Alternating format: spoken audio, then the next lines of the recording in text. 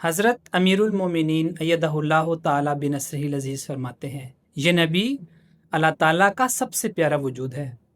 سورۃ آل عمران میں اللہ تعالیٰ نے فرمایا کہ اگر میری محبت چاہتے ہو تو اس نبی صلی اللہ علیہ وسلم کی پیروی کرو۔ سورہ احزاب میں فرما دیا کہ اللہ اور اس کے فرشتے نبی صلی اللہ علیہ وسلم پر درود بھیجتے ہیں۔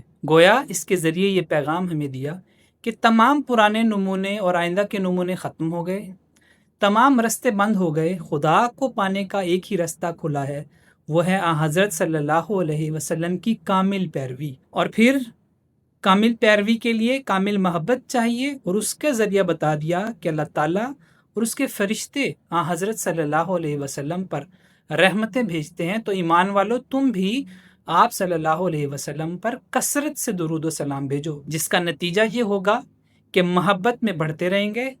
جیسے جیسے محبت میں بڑھیں گے ویسے ویسے خدا کو پانے کے نئے راستے کھلیں گے، اور جیسے جیسے ان پر عمل کریں گے ویسے ویسے خدا تعالیٰ کی محبت پانے والے بنیں گے۔